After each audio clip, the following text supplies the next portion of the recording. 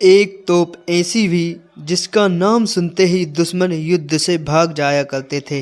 तोप का वह ऐसा कि नाम सुनते ही सेनाओं की रूह कांप जाती थी और वह युद्ध से भाग जाया करते थे। स्वाभाविक है कि कोई भी अस्त्र शस्त्र तब प्रसिद्ध होता है जब उसके समान मारक क्षमता वाला अस्त्र उस समय नहीं हो। कुछ ऐसा ही इतिहास है भेलसा की तोपों का, जिसकी मारक क्षमता अन्य तोपों से अलग थी। इतिहासकारों का भी मानना है कि भेलसा की तोपों की मारक क्षमता सबसे अधिक थी और वह युद्ध में अलग ही प्रदर्शन करती थीं।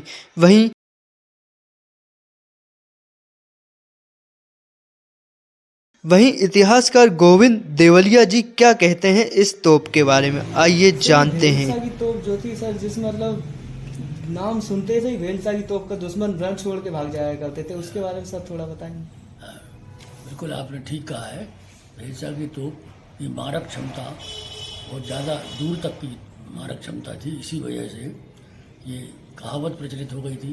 जब किसी को कोई ऐसा कोई बहुत बलशाली अपने आप को सिद्ध करता था या कहता था तो लोग कहते कि तुम क्या भेलसा की तोप हो। यानी एक मुहावरा बन गया था कि ताकत और दूर तक मारक क्षमता होने का कोई अर्थ है तो वो भेलसा की तोप है। और भेलसा की तोप का जहाँ तक प्रश्न है तो उसमें ऐसा जो विभिन्न अध्ययनों से हमने शोध किया है और अन्य लोगों ने किया है, तो कोई एक तोप नहीं है। लगता है कि विदिशा तोप बनाने की फाउंड्री रही होगी। यहाँ कई तोपों का निर्माण होता था और कई तरह की तोपें, क्योंकि मैंने अपने विभिन्न अध्ययनों में ये देखा।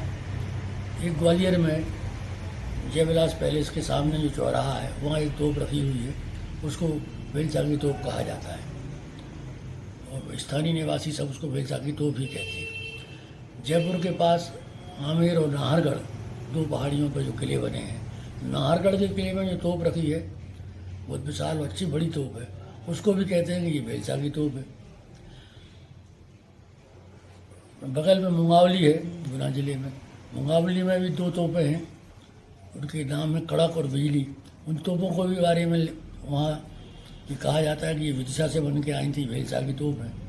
इसका मतलब ये हुआ कि विदिशा में या तत्कालीन भेलसा में तोपों बनाने की हमारे यहाँ कारखाना रहा होगा और इस यहाँ की बनी हुई तोपें बड़ी मजबूत और दूर तक मार करने वाली क्षमता की थी, इसलिए कहावत बन गई कि तुम क्या भेलसा की तोप हो। सर इसके बारे में थोड़ा वो विशेष मतलब बताएंगे कि कैसे बनी थी।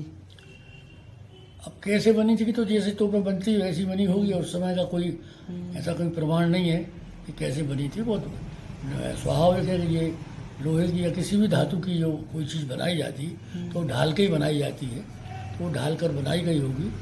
और विदिशा में एक जो रायसन दरवाज़ा है, कि जो पुराना किला था उसकी एकमात्र निशानी है रायसन दरवाज़ा।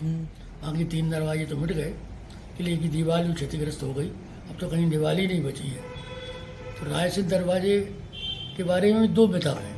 एक तो ये हो कि उसका नाम रायसन दरवाज़ा इसलिए है कि रायसन तरफ जाने का रास्ता था। दूसरा यह भी एक किंवदंती है, रायसन दरवाजे के बगल में एक तोप चढ़ाने का एक पूरा रैंप बना हुआ है, आज भी है वहाँ। साफ लगता है कि यहाँ से तोप चढ़ाई जाती होगी।